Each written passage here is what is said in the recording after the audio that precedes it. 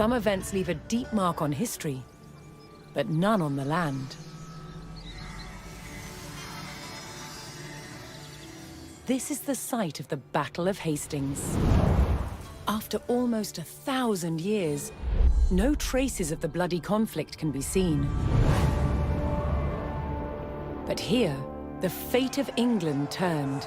It's where a king was killed, and his victor claimed the throne.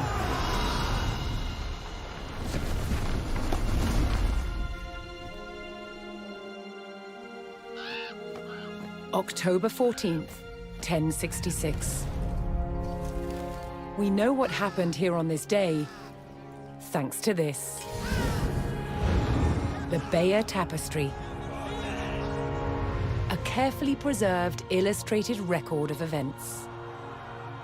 It shows the main players. Harold, the newly crowned Anglo-Saxon King of England, and his challenger, William, Duke of Normandy. William claimed the previous king had promised him the crown. So, he assembled an army and prepared to sail to England to fight King Harold for the throne. But a storm thwarted his plans.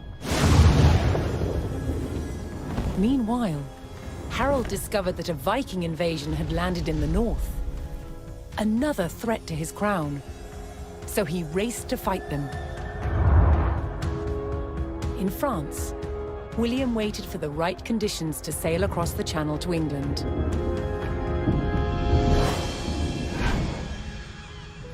The weather cleared.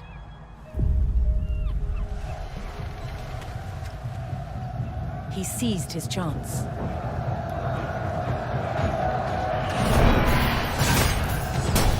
"250 miles north, Harold had defeated the Vikings.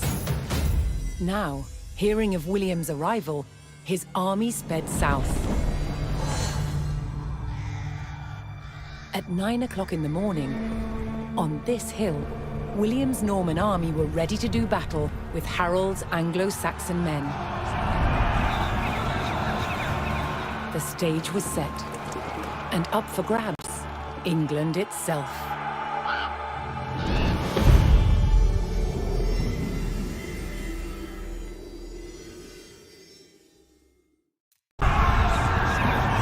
At the Battle of Hastings, the death of one man changed the course of history. The Anglo-Saxon King Harold was killed here, on England's south coast. His army defeated by William of Normandy. Anglo-Saxon rule was over forever.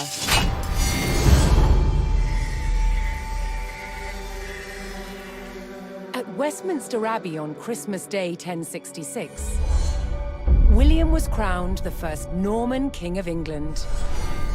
Now he had to secure power across the country.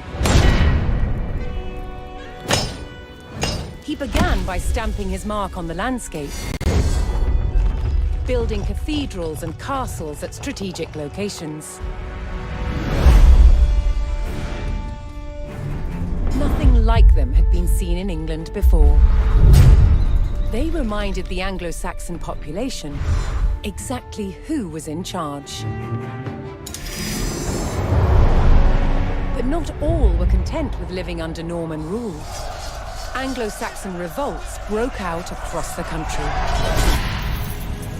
King William acted quickly to crush these rebellions. But there was one region where dissent was spiraling out of control: the north of England. In 1069, a group of lords from Northumbria formed an alliance with Viking invaders.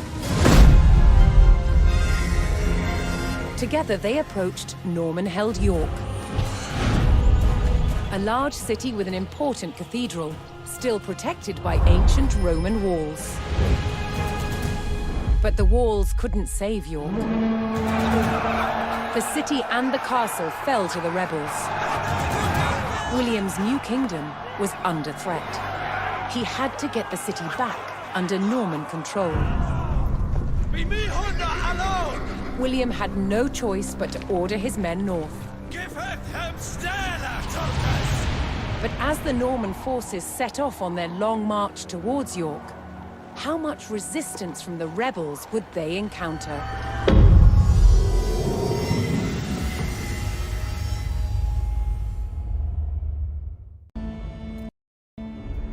William the Conqueror had recaptured York from the rebels. Now he wanted to teach them a lesson for defying him. He began a brutal campaign of destruction to crush any further resistance, known as the Harrying of the North. Villages and crops were destroyed. It is said 100,000 people were killed. With ruthless efficiency, William the Conqueror had secured obedience in his new kingdom. But it wasn't to last. It would be thrown into chaos by his own children.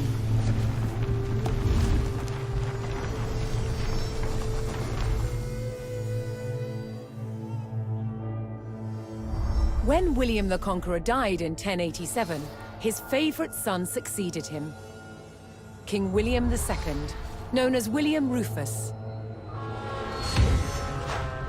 But 13 years into his reign, disaster struck. While out hunting, he was killed.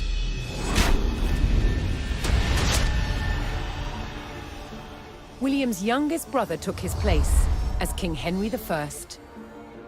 But there was a problem. At the time, Henry's elder brother, Robert, Duke of Normandy, had been on crusade. When he returned, he was furious that Henry had grabbed the throne. From Normandy, Robert attempted to invade England to claim the crown from his brother. But he failed and returned home. In retaliation, Henry struck back.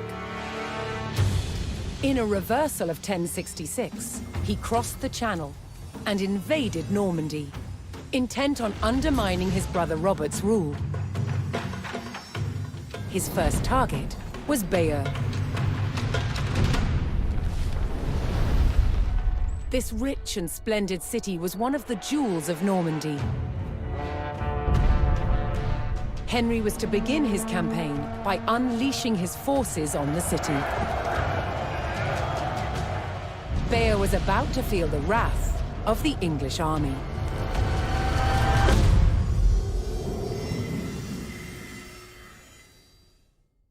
While Bayeux burned, King Henry pressed his advantage. Seizing key fortifications and buying the loyalty of powerful lords, Henry loosened his brother's grip over Normandy. At Tinchebray in 1106, brother would fight brother for final claim to their father's lands.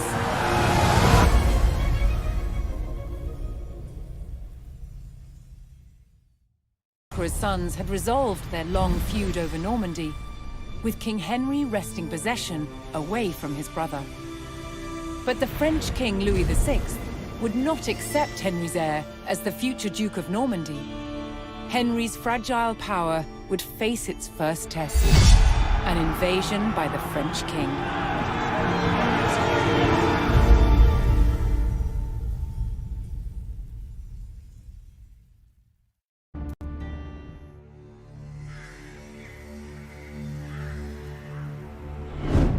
After England defeated the French at the Battle of Bremule,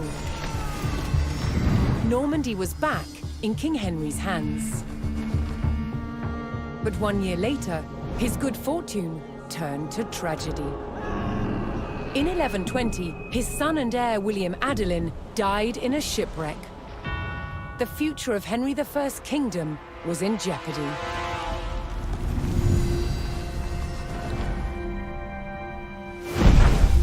Henry desperately needed a new heir. With no legitimate sons left alive, he broke with tradition and chose his daughter, Matilda. Henry forced his barons to swear an oath to accept Matilda as queen. But when the king died, they broke their promise. England would not be ruled by a woman. Matilda's cousin Stephen saw his chance and claimed the throne.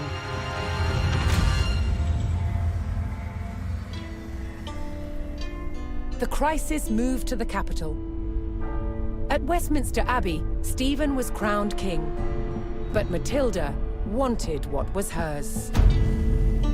She was also lining up powerful supporters who would fight Stephen for her right to rule.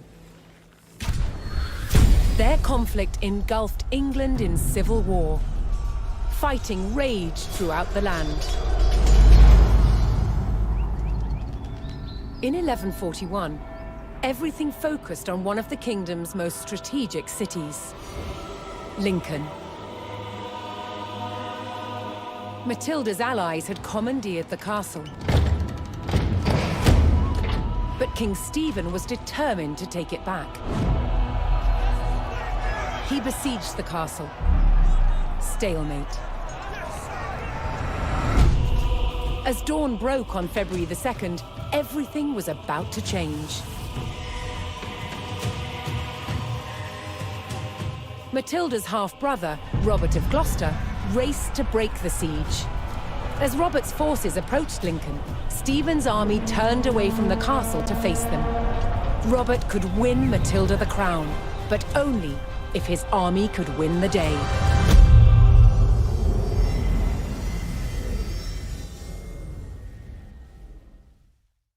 Victory over King Stephen at Lincoln gave Matilda the upper hand in her fight for the English crown.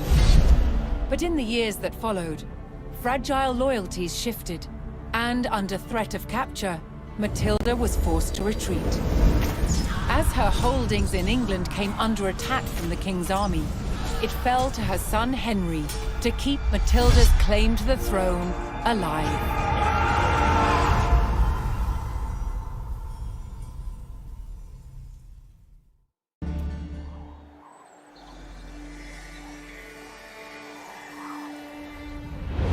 At Wallingford, in the shadow of the castle, Matilda's faction, commanded by her son Henry, proved it was still willing to fight King Stephen for the crown.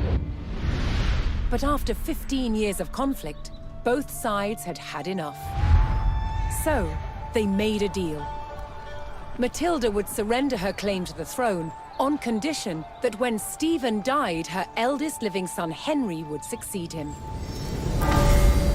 A year later, he was crowned King Henry II, and proceeded to grow the kingdom into the mighty Angevin Empire. But, once again, what the king had spent his life building, his own children were destined to destroy.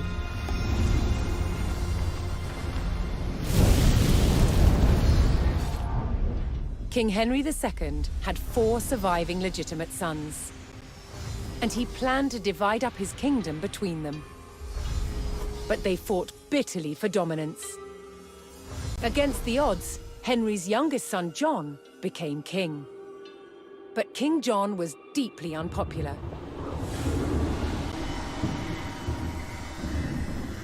He lost huge swathes of the Angevin Empire gained by his father, then failed to reclaim them in expensive battles.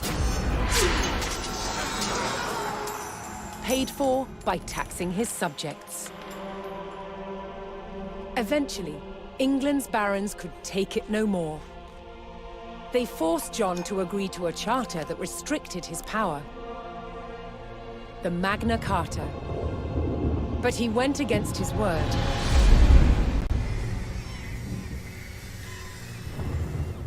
Furious, they rebelled, inviting Prince Louis of France to invade England.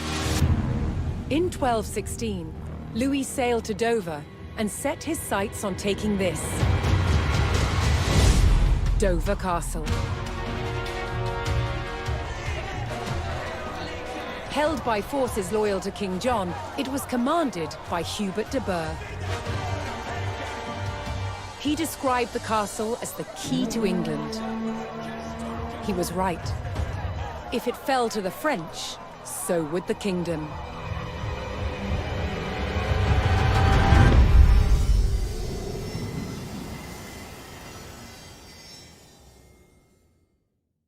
prior to the defense of Dover, King John's defiance of the Magna Carta had mired England in a rebellion known as the First Barons' War.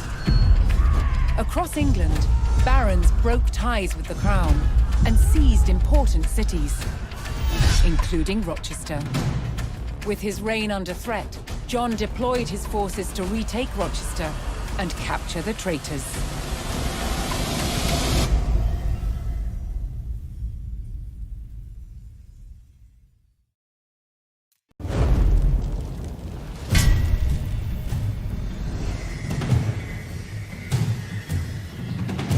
When forces loyal to King John undermined Rochester Castle, it spelled doom for the rebels inside. Within days, they had surrendered. But the rebel barons weren't done yet. Their ally, Prince Louis of France, had sent an invasion force to help the barons overthrow King John. Then, in late 1216, the king fell ill with dysentery and died. His son, just 9 years old, was crowned King Henry III. It was now up to the young king's regent, the 70-year-old legendary knight William Marshal, to protect the crown. He faced a near impossible challenge. England was crumbling. Rebels were taking town after town. But William Marshal bided his time and prepared to defeat the rebels. Then in May 1217, he got the chance that he'd been waiting for.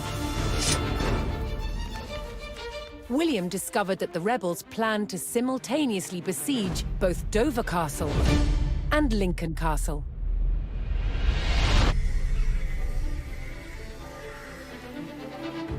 With rebel forces split and weakened, William Marshal led his royalist army to Lincoln. The castle on one side of the city was still controlled by royalists, under its formidable constable, Lady Nicola de la Haye. But the streets of the city were under rebel control. On May 20th, 1217, the Royalist Relief Force, led by William Marshal, arrived to retake the rebel-controlled city. The future of England rode on the success of this mission.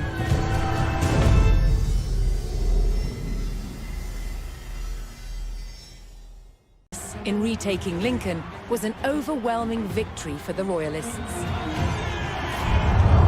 The rebel barons had been defeated, and their French allies driven out of England altogether.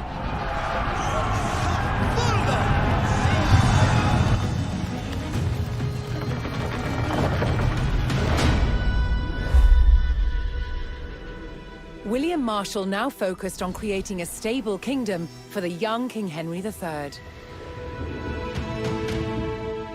To maintain the backing of the rebels, in 1217, a royal seal of approval was given to a reissued Magna Carta, limiting the power of the monarchy. Many barons held lands in both England and Normandy. But now they faced a choice. On which side of the Channel would they make their home? Many chose England. The cross-Channel kingdom was over, establishing a clear English identity.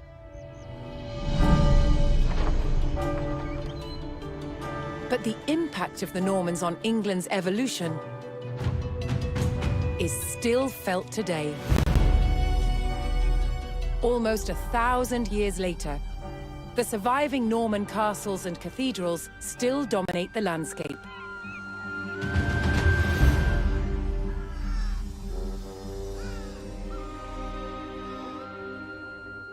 In the midst of the modern city, William the Conqueror's fortress, the Tower of London, remains a powerful reminder of their legacy.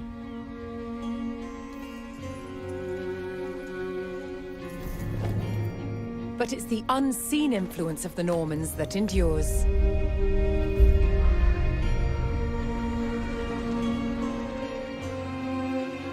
The Norman invasion changed the English language and established the foundations of modern parliament and governance.